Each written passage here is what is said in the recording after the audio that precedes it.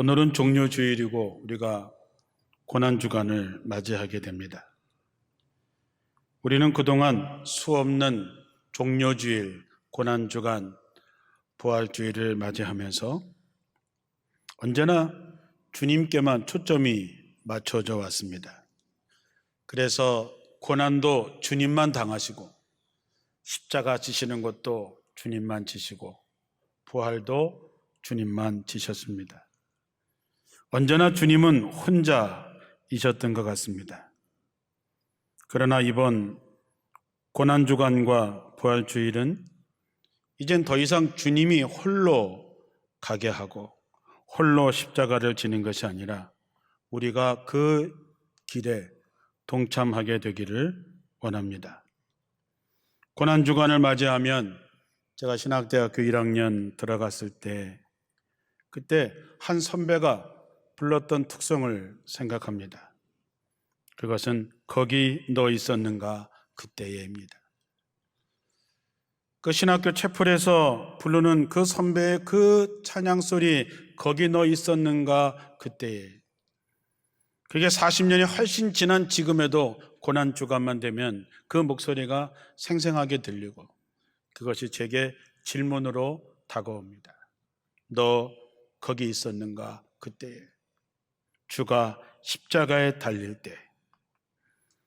또 하나는 내가 너를 위해서 몸버려 피 흘려 내 죄를 속하여 살 길을 주었는데 너는 날 위해 무엇을 주느냐라고 하는 찬양입니다.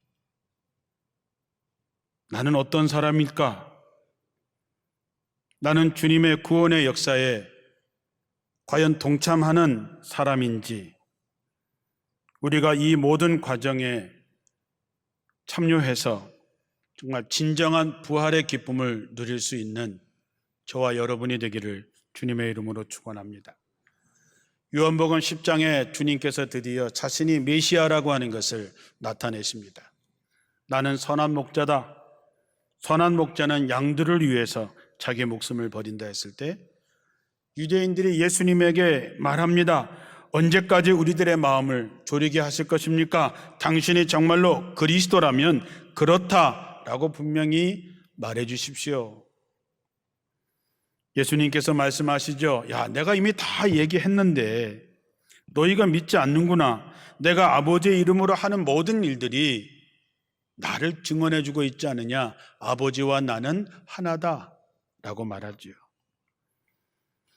당신이 누구냐라고 하는 질문에 나와 아버지는 하나라 라고 대답했을 때 사람들은 그것을 신성모독으로 느껴져서 예수님을 돌로 쳐 죽이려고 하는 사건이 발생합니다. 예수님은 지도들과 가까스로 그 소나교에서 벗어나서 요단강 건너편으로 피신을 하게 됩니다. 그런데 예루살렘 근처 베단이라고 하는 곳에 있는 나사로의 집에서 급한 연락이 옵니다. 나사로가 병들어서 죽게 되었으니까 빨리 오셔서 나사로를 살려달라고 하는 것이죠. 급박한 상황에 급박한 연락을 받았음에도 불구하고 예수님께서는 이틀이나 더 그곳에 머무르시게 됩니다. 그 이유가 뭔지는 분명히 모르지만 여러 가지 상황으로 봐서 쉽게 갈 수 있는 상황이 아니었던 것은 분명합니다. 그러나 결국 예수님께서 나사로에게 가시기로 결단하십니다. 죽음을 각오하고라도 가겠다라고 하는 것이지요. 그때 제자들이 예수님께 말씀합니다. 예수님, 방금 유대 사람들이 예수님을 돌로 치려고 했는데, 돌로 쳐서 죽이려고 했는데 다시 그리로 가시려고 하십니까? 그때 예수님께서 나사로에 대해서 얘기하면서 나사로가 죽었어. 내가 거기 있지 않은 것이 너희를 위해서는 도리어 잘된 일이다. 이 일로 말미암아 너희가 믿게 될 것이다. 그에게로 가자 얘기합니다. 다시 말하면 돌에 맞아 죽는 한이 있더라도 우리가 그곳에 가서 나사로를 살려야 되겠다. 그때 도마가 앞장을 서서 예수님의 뜻을 받들어서 우리도 주와 함께 죽으러 가자라고 말했던 것이지요. 디두모라 하는 도마가 동료 제자들에게 우리도 주와 함께 죽으러 가자. 우리가 보통 도마 그러면 의심 많은 도마 이렇게 알고 있지요. 도마를 별로 썩 좋아하지 않습니다. 그런데 도마도 이런 시절이 있었다 이것이지요. 나사로가 사는 베다니로 가는 길은 예루살렘에서 가깝기 때문에 돌에 맞아 죽을지 모르는 상황이지만 예수님이 가자 할 때에 우리도 주와 함께 죽으러 가자라고 할 수 있었던 믿음의 용기의 말을 했던 도마가 마음에 감동을 줍니다. 마태복음 8장 34절에 보면 예수님께서 제자들과 무리들을 불러마 놓고 이렇게 말씀하십니다. 나를 따라오려느냐? 너희들이 정말 나의 제자가 될 거냐? 물으시고 나를 따라오려거든 자기를 부인하고 자기를 포기하고 자기에게 주어진 십자가를 지고 나를 따라오너라. 누구든지 제 목숨을 구원코자 하는 사람은 잃을 것이고 누구든지 나와 복음을 위해서 제 목숨을 잃는 사람은 얻게 될 것이다. 요한복음 15장 13절에는 사람이 자기 친구를 위해서 자기 목숨을 내어놓는 것보다 더 큰 사랑이 없다 그랬습니다. 이것이 그리스도인이지요. 자기를 내려놓고 자기를 포기하고 자기 십자가를 지고 주님을 따르는 사람이 주님의 제자입니다. 자기 친구를 위해서 자기 목숨을 내놓는 것보다 더 큰 사랑은 없다 했습니다. 이 말씀은 누구나 다 알고 있습니다. 우리가 져야 할 십자가가 있습니다. 우리가 주님처럼 해야 될 몫이 있습니다. 자기를 부인하고 자기가 져야 할 십자가를 지고 따라야 할 주님이 계십니다. 필요하다면 주님처럼 친구를 위해서 자신의 목숨을 내놓아야 됩니다. 그러나 우리가 그렇게 할 만한 믿음의 용기가 있느냐 하는 것이죠. 용감하게 제자들에게 우리도 주와 함께 죽으러 가자고 외쳤던 도마를 보면서 야, 도마한테 이런 면이 있었나? 마음에 감동이 옵니다. 그러나 불과 2주 뒤에 예수님께서 십자가에서 처형을 당하실 때 그때 도마는 어디 있었을까? 이렇게 용기 있었던 도마가 있어야 할 자리에 있지 않았습니다. 거기 너 있었는가? 그때에 할 때에 도마는 도망치고 없었습니다. 어쩌면 용기 있던 도마가 예수님께서 십자가에 달리실 때에 예수님의 오른편 십자가에 달려서 주님의 나라에 들어가실 때에 나를 기억하옵소서. 도마야, 내가 진정으로 너희에게 말하는데 내가 오늘 밤에 나와 함께 낙원에 있으리라.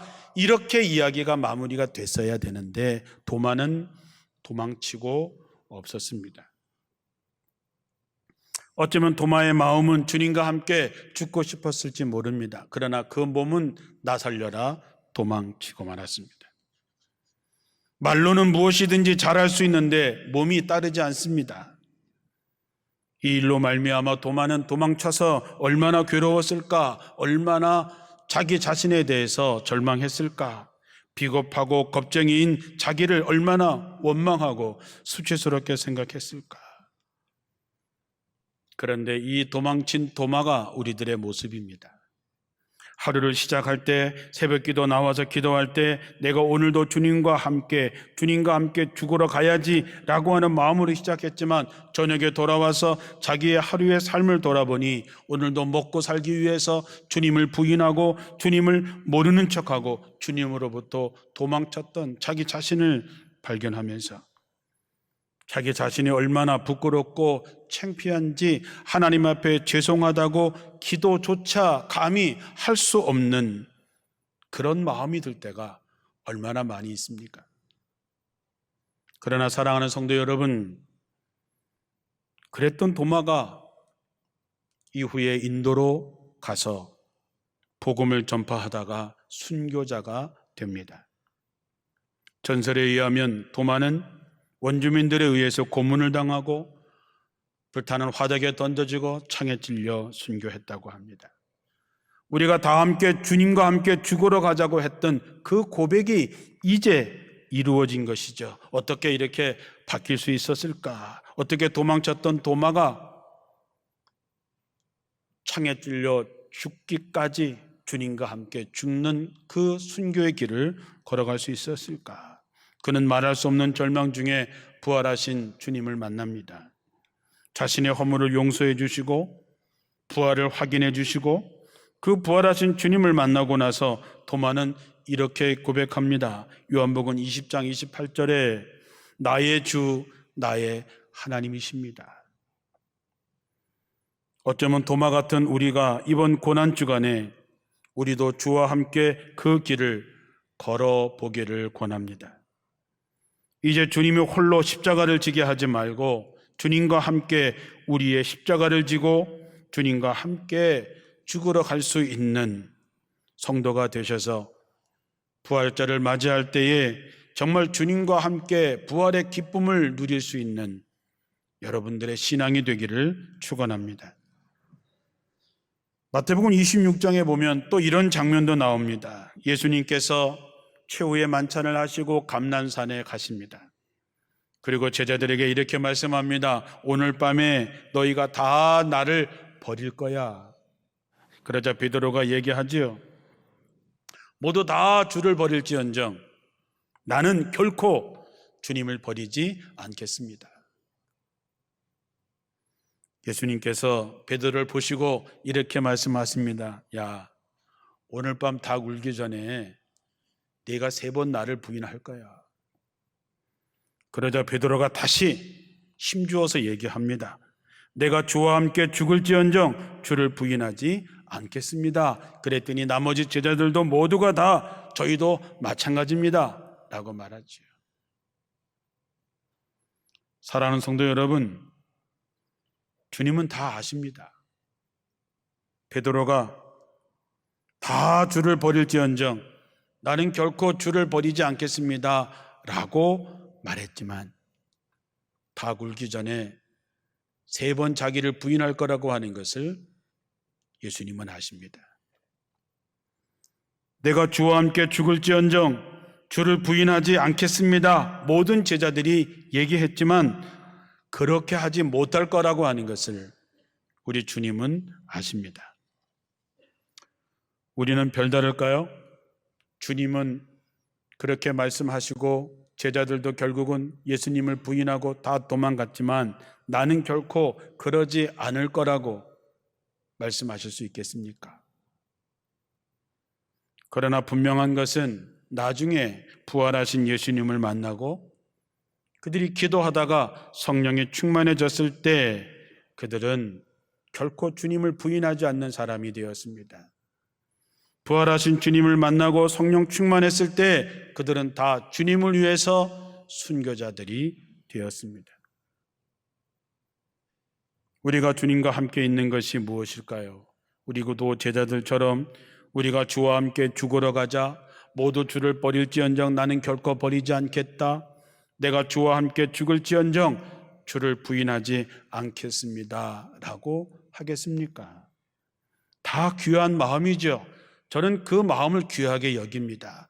그리고 큰 결단이라고 봅니다. 그러나 그렇게 할 만한 믿음의 그릇이 안 된 거죠. 인간의 힘으로는 절대로 할 수 없습니다. 그것보다 주님이 여러분에게 원하시는 것이 있습니다. 마태복음 26장에 보면 겟세마네 동산에 기도하시던 주님을 묵상해 봅니다. 예수님께서 제자들과 겟세마네라고 하는 곳에 도착하시지요. 그리고 제자들에게 내가 저기 가서 기도할 동안 너희들은 여기서 앉아 있으라. 그리고 베드로와 세베대의 2 아들 야고보와 요한을 데리고 그 기도하는 장소로 가십니다. 가서 이렇게 말씀합니다. 내 마음이 매우 고민하여 죽게 되었으니, 다른 번역에는 내 마음이 너무 괴로워서 죽을 지경이니 너희는 여기 머물면서 나와 함께 좀 깨어 있어라.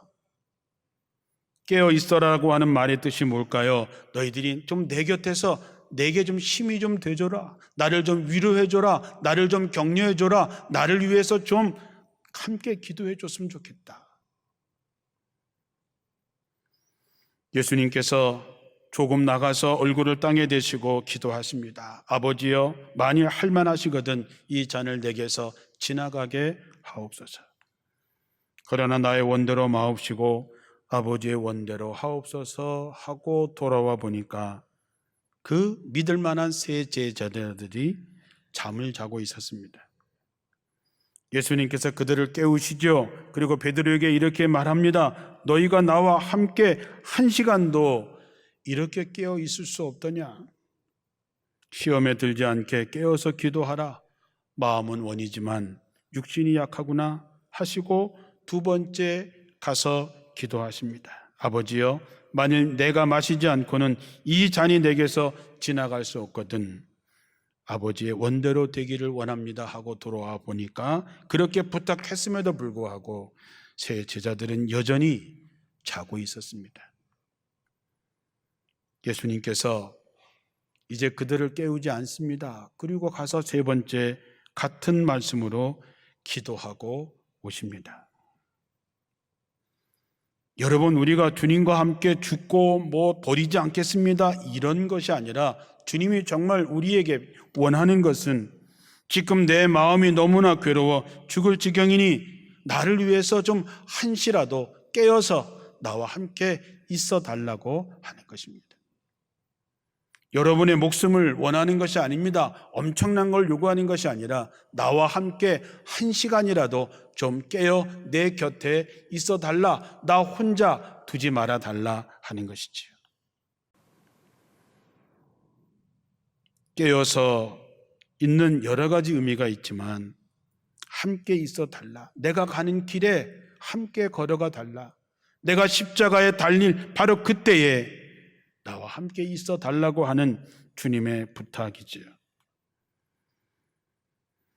사순절 특별 새벽 기도가 이제 한 주 남았습니다.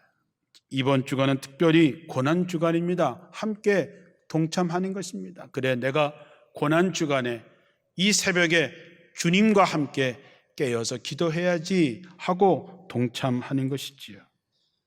한 주간 곁에 있는 것은 세상 것을 줄이고 주님만 생각하는 것이죠. 주님께만 집중하는 것입니다. 그럴 때 주님께서 돌아오셔서 내가 나와 이렇게 깨어서 있으니, 깨어 기도하고 있으니, 깨어서 내 곁에 있어주니 참 고맙구나 하는 얘기를 듣는 여러분들이 되시기를 주님의 이름으로 부탁드립니다. 마지막으로 이름은 나오지 않지만 주님께 아멘으로 쓰임받은 사람들도 있습니다. 마태복음 26장에 보면 무교절 첫날에 제자들이 예수님께 나와서 예수님, 이제 유월절이 되는데 유월절 음식을 잡수실 것을 우리가 어디서 준비했으면 좋겠습니까? 이렇게 묻지요. 예수님께서 이렇게 말씀하십니다. 저 예루살렘 성 안에 가서 성 안에 아무에게 가서 선생님의 말씀이 내 때가 가까웠으니 내 제자들과 함께 유월절에 내 집에서 지키겠다 하시더라 하라. 제자들이 예수님께서 시킨 대로 가서 유월절을 준비했다 그랬습니다. 성 안에 있었던 아무개, 누군지 모르겠지만 그 아무개에게 말하라. 그래서 그곳에서 유월절이 치러졌습니다. 마가복음 14장에는 이렇게 구체적으로 나옵니다. 우리가 어디 가서 유월절 음식을 잡수시게 준비하기를 원하십니까? 그랬더니 예수님께서 제자 중에 둘을 보내시면서 성에 들어가서 물 한 동이를 가지고 가는 사람을 만날 테니까 무조건 그 사람을 따라서 가서 그 집 주인에게 이르되 선생님의 말씀이 내가 내 제자들과 함께 유월절 먹을 음식과 객실이 어디 있느냐 물어라. 여러분, 어찌 보면 다짜고짜 유월절에 내 집에서 잔치를 해야 되겠다, 다짜고짜 먹을 음식과 나의 객실을 내놓아라 라고 하는 것이지요. 그런데 그분들은 그것을 아멘으로 받고 그렇게 자기 집을 내오고 음식을 내어주었습니다. 예수님의 최후의 만찬을 해드린 아무개가 누굴까? 성경엔 그 이름이 나오지 않지만 그들의 순종의 헌신은 전 세계의 최후의 만찬의 그림이 그려진 바로 그곳에 성례전의 배경이 되는 집이 되었다라고 하는 것이지요. 그뿐입니까? 예수님께서 예루살렘에 들어가실 때에 두 제자를 보내시면서 맞은편 마을에 가서 한 번도 사람이 타지 않은 나귀를 볼 텐데 그것을 내게로 풀어가지고 와라. 만약에 사람들이 왜 남의 것을 풀어가느냐고 했을 때 주께서 쓰시겠다 하라, 그렇게 말하죠. 제자들이 가서 나귀가 있어서 그 나귀를 풀어올 때에 왜 남의 나귀를 가져가시냐 했을 때 주께서 쓰시겠다 하라 했을 때 그 주인들이 그 나귀를 내어줍니다. 나귀를 내어준 것은 하나님께서 선지자를 통해서 하신 말씀을 이루는데 그 역사에 그 나귀 주인은 이름은 없지만 거기에 동참한 사람이 되는 것이지요. 사랑하는 성도 여러분, 비록 이름은 모르지만 그저 아무개이지만 그는 선지자를 통해서 하신 하나님의 말씀을 이뤄냈고 그 유월절을 준비한 그 주인은 이름은 나오지 않지만 예수님의 최후의 만찬을 준비해 준 사람이 된 것이지요. 예수님 십자가 지실 때 구경하러 나왔다가 언격결에 예수님의 십자가를 대신 지었던 구레네 사람 시몬도 있습니다. 바라기는 이번 한 주간 주님 홀로 기도하게 하지 마시고 주님 홀로 그 힘든 길을 가게 하지 마시고 함께 깨어있는 마음으로 우리도 이름은 나타내지 않을 줄 모르겠지만 주님의 기억 속에 함께 했던 사람, 깨어있던 사람으로 남게 되기를 주님의 이름으로 축원합니다. 이번 특별 새벽 기도회에 한 주간 온 가족이 함께 참여하셔도 됩니다. 청년들도 참여할 것이고 학생들도 참여할 것입니다. 여러분이 온 가족이 참여하셔도 됩니다. 주님을 생각하면서 어려운 사람들을 위해서 헌금하셔도 됩니다. 주님을 생각하셔서 금식하셔도 좋습니다. 주님을 생각하셔서 주님을 대접하는 마음으로 주변에 어려운 사람에게 식사 한 끼 대접해도 됩니다. 그 모든 것이 주님과 함께 깨어 있는 것이지요. 주님은 결코 우리에게 대단한 것을 요구하지 않습니다. 그저 주님 곁에서 깨어 있어 드리기만 하면 됩니다.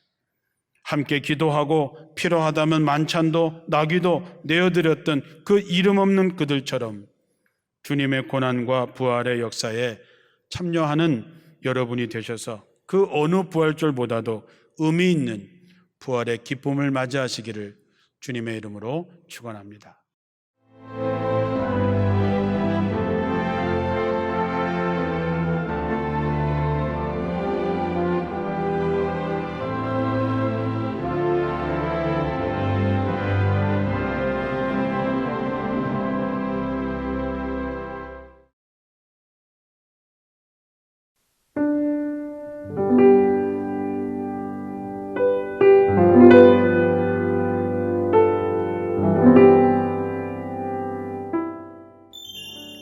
할렐루야, 원주시 기독연합회 회장 정운찬 목사입니다. 그 어느 때보다 더욱 독생자의 부활하심과 그 기쁨이 간절한 2021년 부활과 회복이라는 주제로 원주시 기독연합회 부활절 연합예배를 준비합니다. 4월 4일 오후 3시 원주 영광교회에서 진행되는 부활과 회복의 본예배는 코로나 상황으로 인해 각 교회 목사님과 장로님 등 제한된 인원으로 진행되지만 강원 CBS 라디오와 유튜브 실시간 방송 중계로 함께 하실 수 있습니다. 4월 4일 오후 3시 원주시 기독연합회 부활절 연합예배에 여러분 함께해 주십시오. 감사합니다.